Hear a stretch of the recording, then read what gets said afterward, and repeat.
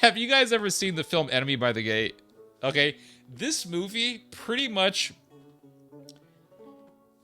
illustrates the typical Western view of how Russians fought in World War II.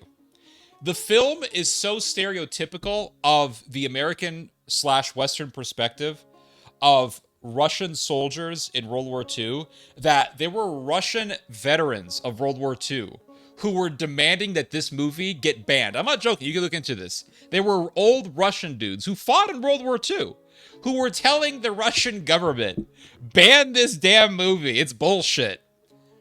And it kind of is bullshit. The beginning of the film starts out with the Battle of Stalingrad, if I'm not mistaken. And it shows all these Russian soldiers basically lining up to be butchered. I mean, just to be slaughtered in a human blender of carnage and gore. And this is how it works in this movie. Every soldier, so one soldier is given a rifle and a cartridge of bullets. The next soldier is given a cartridge, no rifle. So in other words, you gotta wait for the dude in front of you or the dude behind you to get killed before you can get your hands on a rifle. So one guy gets a rifle and a cartridge of bullets, second guy just gets a cartridge. Next guy gets a rifle and a cartridge of bullets, and the process just goes on. And so you have all these little Russian, and all these Russian soldiers look they look malnourished. They look so malnourished and terrified and just, they look like cowards, all right? They made the Russians look like a bunch of weaklings. Of course, a lot of the Americans in Saving Private Ryan are like badasses, with the exception of Upham, but everyone else is a tough American badass. And all the Russians are weaklings in Enemy by the Gates. Not all of them, but a lot of them are. And the Russians are just getting mowed down by this handful of German soldiers and all this stuff, right? And this is how Americans see Russia's role in World War II, right? This is how they see it. And then what happens? America, and this is not in the movie, but this is, again, we're continuing on in our explanation, in our exploration of the American perspective on World War II.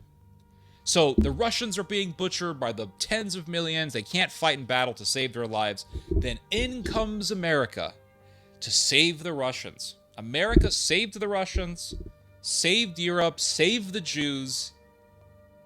And Russia was a weak, despicable, pathetic country that was mass murdering its people.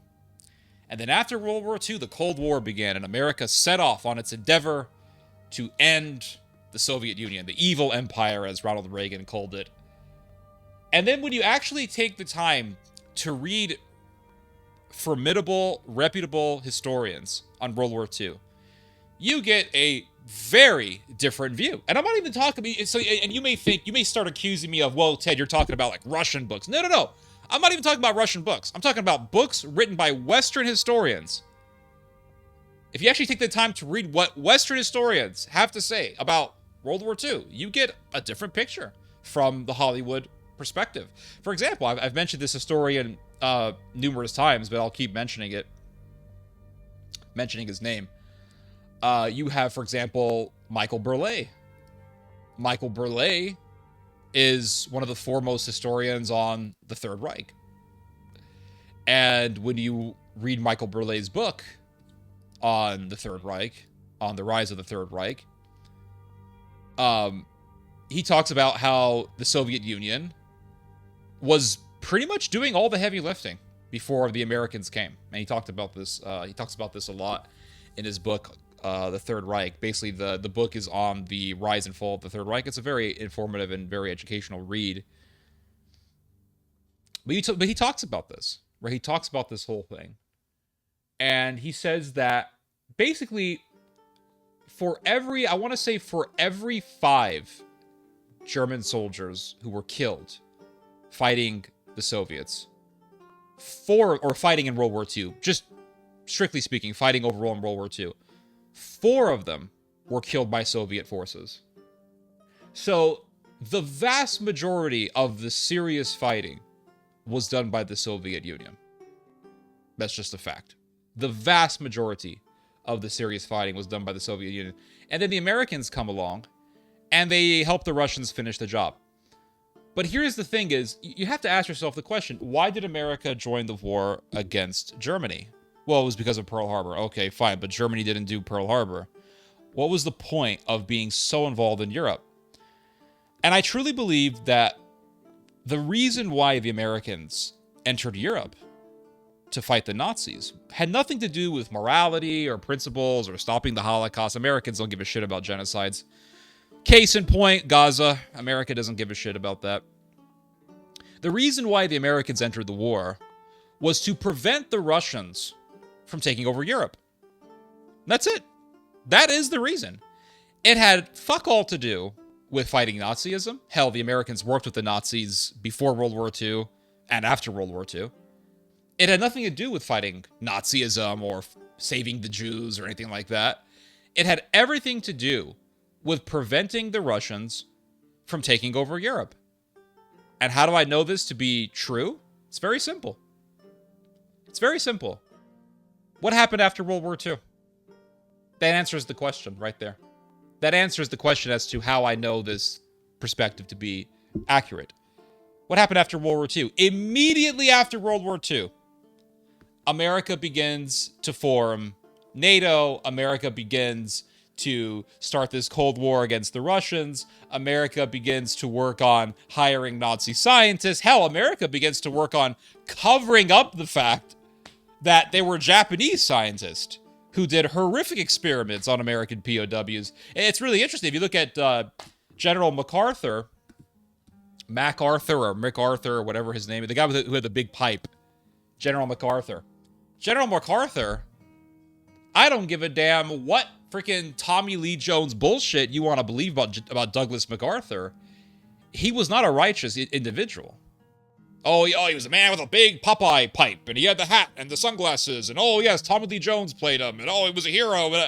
These people, let me tell you something. Patton, MacArthur, all these people were evil. All of them were evil. They were all evil. How do I know this? Because MacArthur, after World War II was over, right when World War II was over and the Japanese had lost, the Russians... You really got to feel bad for the Russians because they kept getting screwed over even after World War II. Oh my God, the Russians kept getting screwed over. That's why I don't feel sorry for the Americans, by the way. The Americans are like, oh my God, Russia has the Rorschach. Like, yeah, fuck you guys. That's what you get for bullying Russia for all these decades. But anyway,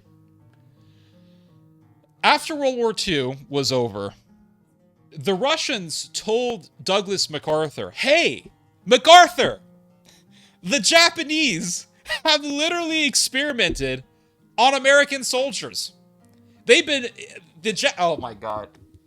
The Japanese would take American soldiers, American POWs, and experiment various poisons on them to see how long it would take for a particular poison to kill someone.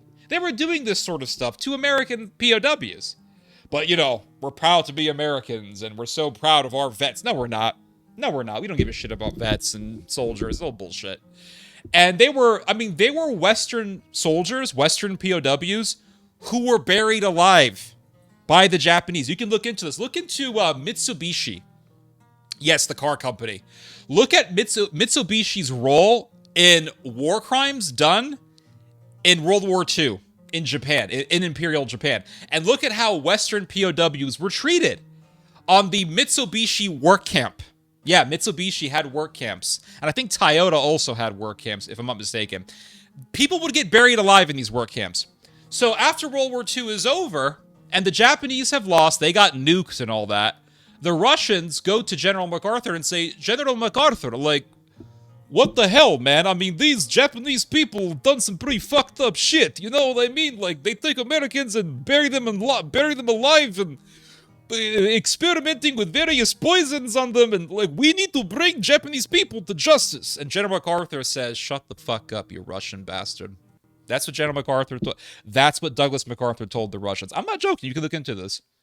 Told the Russians to shut the hell up. We're not going to hear about this because we need to use these Japanese scientists. In fact, Mr. Russian, Mr. Blitsky, Mr. Polanski, Mr. whatever, Vladimir Solovyov, whatever, you listen to me, all right? You barbarian. We need those scientists. In fact, their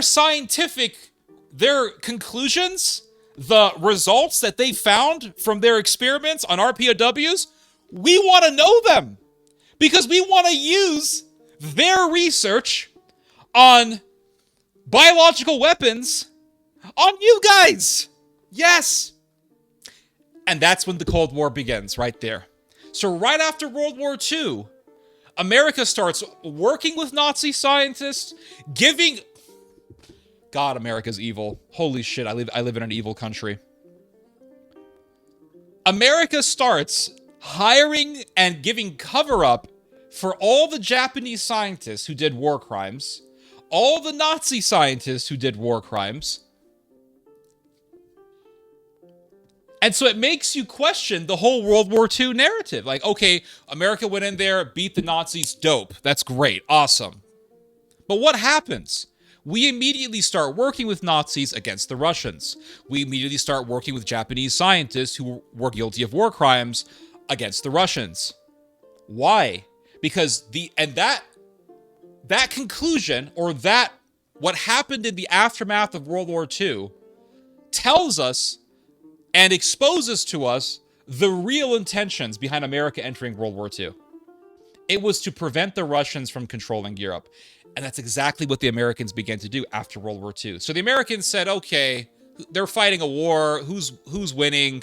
All right, the Russians are winning. So we'll back the Russians because it'll make it easier for us to win because the Germans are going to lose anyway. And then we're going to prevent the Russians from getting all the glory from World War II. We're going to talk about the Holocaust nonstop so that we can emphasize the fact that we saved all these Jewish people from the Nazis and the Soviets were evil and all that. And then we're going to create basically an American Euro empire to push the Russians out of Europe. And that's exactly what happened after World War II. That's exactly what happened. And there was really a program that was established at the tail end of World War II, right before World War II ended. It's called the Bretton Woods meeting, or the Bretton Woods Agreement. And this was something that was established between the Americans and the British. So there was the Bretton Woods system. And the Bretton Woods system basically said, the American dollar is going to dominate the world once this war is over. And the Americans already established this before World War II ended, because it was very obvious at this point that the Germans were going to lose. If I'm not mistaken, the Bretton Woods Conference, let me just look this up real quick, but the Bretton Woods Conference commenced around the same time as D-Day. Yeah, I'm right. Yes, the Bretton Woods Conference took place from July 1st to July 22nd, 1944, while D-Day was taking place. So while American soldiers were being butchered by the thousands on Normandy Beach, all these American fat cats were over there in Connecticut or New Hampshire or wherever the hell the Bretton Woods Hotel was, talking about how the U.S. dollar was going to dominate the world. New Hampshire, Bretton Woods, New Hampshire. That's where it began. That's where it took place.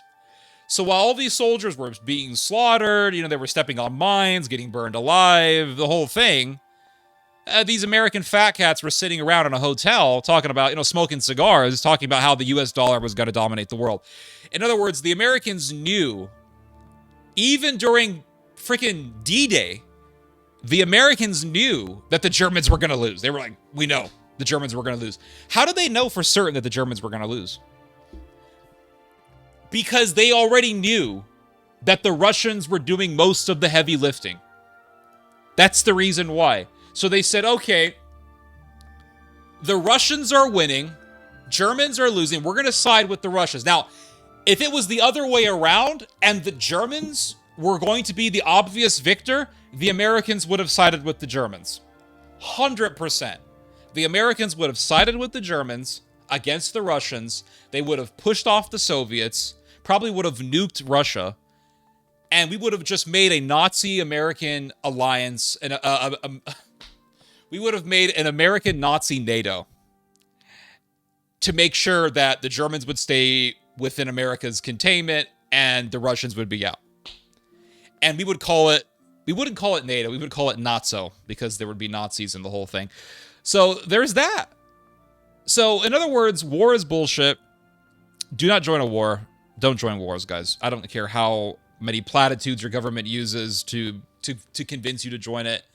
Don't join the military. Don't join wars. It's bullshit. War is bullshit. It's a racket, as a wise person once said many years ago. It's a giant business. We can talk more about this if you'd like, but war is a giant business. That's all it is. Doesn't matter how evil the enemy is. War is a business. And the way I look at war is, if the barbarians aren't in your village, it's bullshit. That's just that's my philosophy for war nowadays. And if you look at, for example, what happened after World War II, I've been reading Scott Horton's book, Provoked, which has been, I will say, a very educational and informative read. I highly recommend that you guys read this book if you want to understand more about how NATO works. And I've learned a lot lately. I've been learning a lot these past few weeks, or couple of weeks.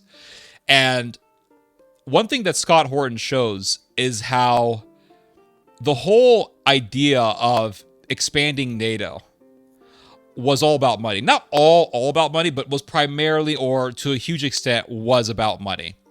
Now, how do I know this? Well, Scott Horton, it's not like I said, it's not like this is your Uncle Rico just giving you deductive reasoning and saying, oh, it's all about money. I mean, Uncle Rico is right, but Uncle Rico ain't got shit to back it up. He's just giving you his own observation, which does make sense. But he doesn't have any evidence to back it up, which means that some sophist from Reddit could come along and say, actually, do you have a study to actually prove that it's all about money? And Uncle Rico's not going to be able to show it to you, but he's going to say, man, it's all about money, yo. Like, they're making money. Someone making money. Who making all the bombs? But Scott Horton doesn't do that. Scott Horton actually gives you real facts and evidence, and he gives you stories, real stories that back up this proclamation that the whole thing about NATO expansionism was about money. So he gives you this name, Bruce Jackson. Go look this name up, Bruce Jackson. Bruce Jackson was helping to run the massive American defense company called Lockheed Martin. Lockheed Martin is the biggest defense company in the world, defense technology development company in the world. And Bruce Jackson was one of the biggest advocates for NATO expansionism. This is a fact. He was one of the biggest advocates for NATO expansionism. And Bruce Jackson, back in the 1990s, was all about expanding NATO. And he would invite all these American officials and politicians to these lavish dinners, and he would wine them and dine them, and he would do this because he wanted politicians to back NATO expansionism. Now, if you look at the Council on Foreign Relations at that time, back in the 90s, and what they were saying, the great majority, the overwhelming majority of the people working at the Council on Foreign Relations at that time said that NATO expansionism was a terrible idea. And they all said the same thing. All these people, not all of them, but the majority of people who were working at the Council on Foreign Relations at the time, all pretty much said the same thing. That if you start expanding NATO, what will happen is the Russians are going to get pissed, and you are going to exasperate Russian-Western tensions, Russian-European tensions, Russian-American tensions, ultimately. And what you would end up with is the opposite result of what you claim you want. The NATO expansionists claim that they want a safer world. They claim that they do not want an aggressive Russia. But what the people, the wise, prudent people at the Council on Foreign Relations were saying at the time was, if you do NATO expansionism, you're only going to end up with the opposite thing that you say you want. The opposite thing of what you say you want. You're going to end up with a more aggressive Russia. Because Russia's going to see it as aggression, and they were correct. And one of the most prominent, guys, there were some very prominent voices at this time who were warning against this. One was a guy by the name of Michael Mendelbaum. Michael Mendelbaum said. He was a scholar, he was an academic, he was a researcher on geopolitics, and he was a pretty big name at the time. And Michael Mendelbaum said it very clearly. He said, if you do NATO expansionism, it's going to lead to more Russian aggression. And he said, Ukraine is the red line. If you mess with Ukraine, if NATO starts if NATO begins to do military activities in Ukraine, it'll be a red line for the Russians. Did anyone listen to Michael Mendelbaum? No. There was another individual by the name of Pat Buchanan. Yes, I know, right? We're going to get into some controversial territory here, but Pat Buchanan stated that Ukraine is the red line for the Russians. NATO expansionism is going to lead to a more aggressive Russia. And if NATO expansionism continues and starts to mess with Ukraine, expect to have a more ferocious Russia. Expect to have the Russians respond to NATO militarily. Or expect the Russians to respond militarily. Not necessarily against the United States, but against Europe. And he was correct. Then if you look at George Kennan was a very prominent figure during the Cold War. He was literally the architect of America's Cold War policy. And George Kennan stated very clearly that all these schmucks who want NATO expansionism say, well, we don't want an aggressive Russia. That's why we have to contain the Russian. This is about Russian containment. And the architect of America's Cold War policy said that what's going to happen is NATO expansionism is going to continue on. And the Russians eventually will act out against it. The Russians will eventually respond aggressively against NATO expansionism. And all of the war hawks, all of the NATO expansionists are going to say, you see, we told you, this is why we need NATO expansionism. We were right that Russia would eventually act aggressively towards Europe. And this is what Kennan emphasized on, but the reason why Russia will act aggressively is because of NATO expansionism. And thus the NATO expansionist advocates were simply pushing for a self-fulfilled prophecy. We're going to push for NATO expansionism, and we're going to provoke the Russians. We want the Russians to get provoked because then we want a reason to justify NATO's existence. And so you had this iron triangle. Scott Horton talks about this iron triangle between the think tanks, the military-industrial complex, and the government. So you have the think tanks, which get funded by the military-industrial complex and very wealthy investors who believe in this cause. The think tanks are paid to write articles defending NATO expansionism. Then you have the politicians who read the articles and say, you see, these think tanks say that we need NATO expansionism. And this is how the whole system works. That's why if you look at think tanks, rest assured that think tanks are just a part of the military-industrial complex. That's it. They are front groups for various factions within the U.S. government. They are front groups for various interests within America's intelligence apparatus. That's what they're there for. They're not really there to educate people. They're there to create a certain consent towards a particular policy. In this case, it's NATO expansionism. And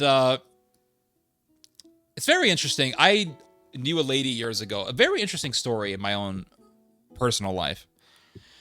I knew this lady years ago. This was back in 2017, I want to say. She was a very interesting lady. She was, this is, again, not to sound redundant, but she had a peculiar personality to her. And one of the things that made her unique was that she was a Catholic, but her father was ethnically Jewish, but a convert to Catholicism. So she was raised Catholic, but she had this ethnic Jewish background, which is interesting. And she worked for this cybersecurity company in Bethesda. And we would talk sometimes. And she would tell me, "Oh, I'm reading your articles." And she wasn't lying to me because she would know about certain articles that I had written. And she told me, she said, I hope the connection is good. She told me that what you're writing about the rise of the transhumanist agenda. She would tell me this, like, what you're warning people about the rise of transhumanism and its connection to eugenics, and basically the rise of eugenics and the rise of Germany. She said, what you're writing about is 100% true. She said, the people who know that you're correct are the people who work in the field of intelligence and cybersecurity. This is what she told me. She said, people don't see what you're saying. People don't believe what you're saying. She said, but the people who work in intelligence and the people who work in cybersecurity, the people who work in that field, in the think tank field, know that what you're saying is correct. That Germany is rising, that eugenics is rising, that this whole alt-right, this was back in 2017 when the alt-right was at its peak. She said this whole alt-right phenomenon and how it indicates a revival in nationalism in the Western world. She says all these things that you're writing about are true and they're correct and you have good foresight. This is what she told me. And she told me, she said, I used to work in the think tank world. Now, this lady, she worked in Bethesda, Maryland, but she lived in DC. And so she was in the think tank world. And she said, she told me on the phone one night, she said that she worked in the think tank world. And she said the think tank world is a cult. It's like a cult. And she said, when you work for a think tank, your job is to write articles that support the ideology and the agenda of the funder of the think tank. So you're going to have some multimillionaire or billionaire even funding the think tank, and that investor donates money to the think tank so that the think tank can write articles in support of whatever agenda the funder has. So if the funder is super pro-Israel and he pours in millions of dollars into your think tank, best believe your think tank is going to be pro-Israel, or else you're not going to get the money. If the funder is a transhumanist eugenist like Peter Thiel, and he pours in millions of dollars or hundreds of thousands of dollars into your think tank, he's giving you money so that your think tank will publish articles in support of transhumanism. So this is how it works, and this is what she was explaining to me. This is how it works. And she says, if you deviate, if one writer for the think tank deviates even just by a little bit from the agenda of the funder, that writer is looked down upon. That writer will go through peer pressure to acquiesce to the demands of the funder. That writer will be ostracized. And if the writer doesn't acquiesce, doesn't submit to the demands of the funder, that writer is eventually gotten rid of. So she says, think tanks are like cults. So in the world of the military-industrial complex, you have this iron triangle between the military-industrial complex, the think tanks, and the government. Military-industrial complex funds the think tanks write the articles that the politicians then use to justify whatever policy they're advocating for. And it all comes down to money. So when NATO expansionism was being pushed for in the 1980s and the 1990s, the military-industrial complex was absolutely pushing for it, because by expanding NATO, that guaranteed that European countries were going to buy the weapons and the military technologies of all the big American defense companies like Lockheed Martin. And so here comes Bruce Jackson. Bruce Jackson is this official who was running Lockheed Martin, and he was whining and dining all these politicians to support NATO expansionism. And the politicians signed on to it.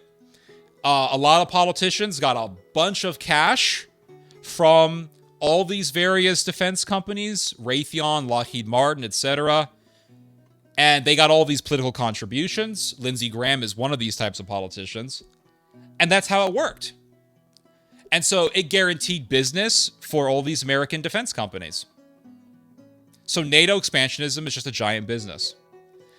And the prudent minds, people like Michael Mendelbaum, people like George Kennan, people like Pat Buchanan, these people were utterly ignored. Even though they were logical, even though they were prudent, even though they had foresight, even though they had all these good characteristics, they were ignored.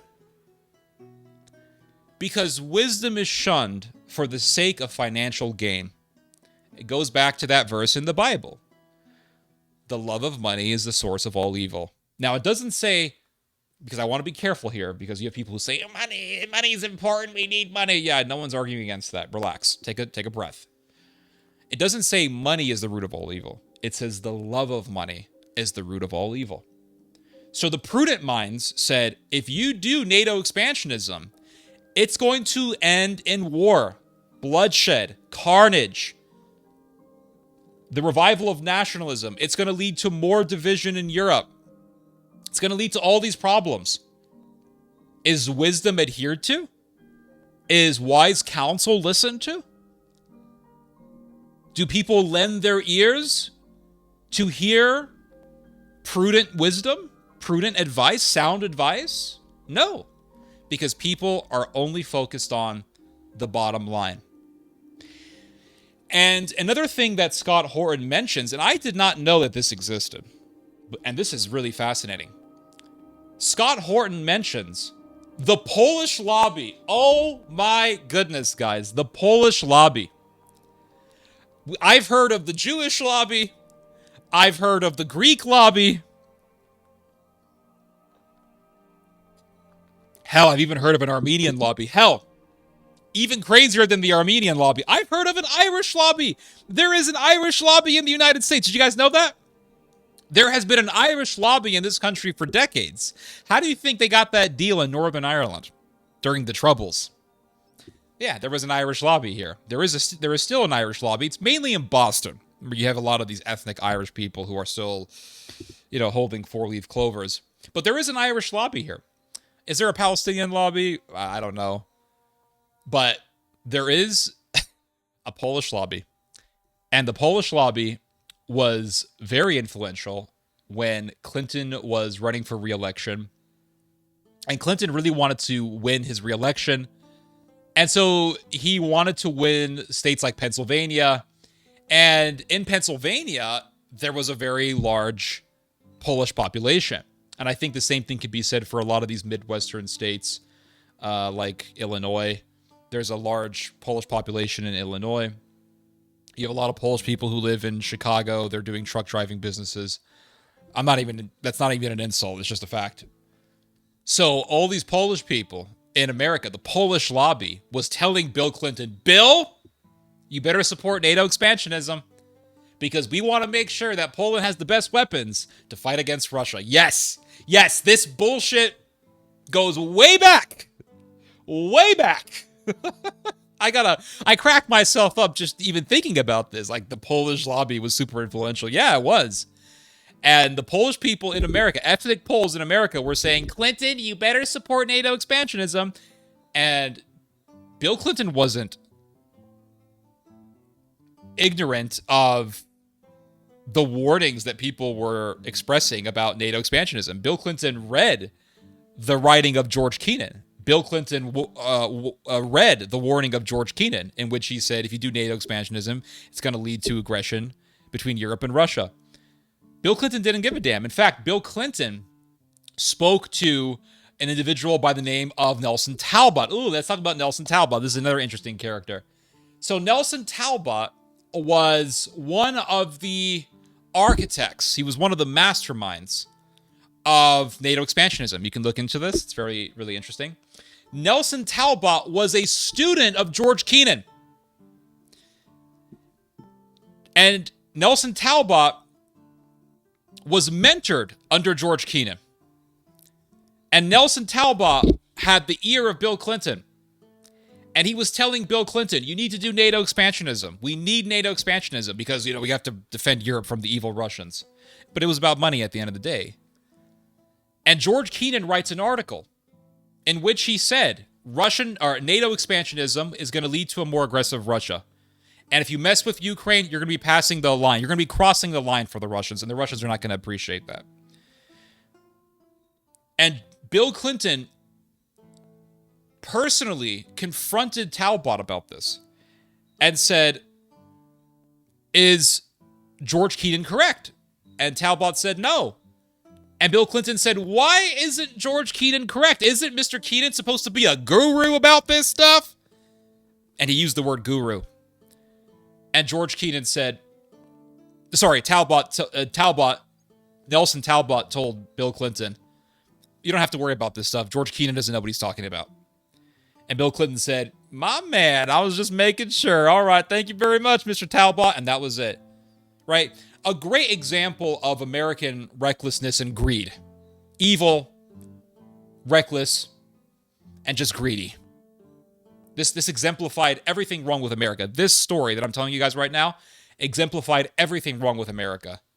The complete rejection of wisdom, not listening to people who are intellectually correct, not listening to wisdom, throwing wisdom out the window, and just adhering to greed.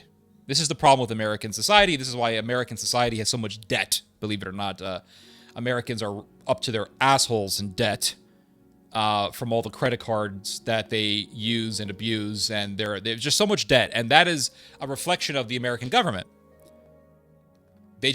Americans do things that end up destroying them in the end. This is why I don't want to delve off into a different subject, but this is why American society is so messed up.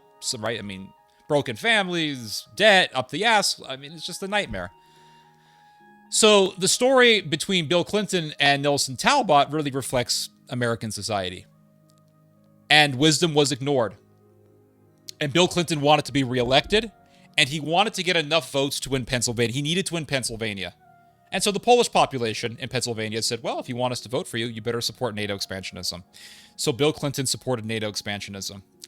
Now, before all this, Clinton told the Russians, we're not going to do NATO expansionism. No, not 1 inch to the east. People like James Baker and the like, people like Hans Dietrich Genscher were telling the Russians, no, we're not going to expand eastward. Nope, not going to happen. And they just placated the Russians, lied to the Russians, made the Russians think that the Americans were on their side. The Americans even went so far. This is how low they went. The Americans even went so far as to tell the Russians, we're going to work together for a safer Europe. And the Russians believed it for a while. And then Bill Clinton does a speech in which he says, well, it's not a matter of which countries are going to join NATO. It's a matter of when they're going to join NATO. In other words, we're going to expand NATO no matter what. We don't give a damn. This is what Bill Clinton effectively said. And the Russians confronted Bill Clinton, and they said, what the hell what are you talking about? Well, relax, Russia, relax. Oh, relax, Russia. Gorbachev confronted the Americans. Gorbachev had confronted U.S. officials about this whole thing. Well, relax, Russia. Well, no, Russia, we're okay. We're going to work together. We're going to in fact, Russia, we're going to create a new alliance, all right? We're going to call it, I think they called it PFP. And PFP was basically, PFP stands for Partnership for Peace, right? The Americans said, we're going to create this new program, Russia. It's called the Partnership for Peace. And the Partnership for Peace is going to be the real NATO. So forget NATO. NATO's just a side thing for us to do with the Germans. We're going to create this thing called PFP, and Poland's going to be a part of it, and all these European countries are going to be members of PFP, and Russia's also going to be a member. You guys are going to be a member, and we're going to work together within the framework of the Partnership for Peace, together for a real secure Europe. And Russia said, okay, that sounds good. We'll join PFP. And Poland heard that, and they said, what are you talking about, Clinton? What PFP? We were told we were going to join NATO. What the hell, America? And America said, relax, Poland, relax. Don't worry. All this PFP stuff is bullshit. Just a way to placate the Russians.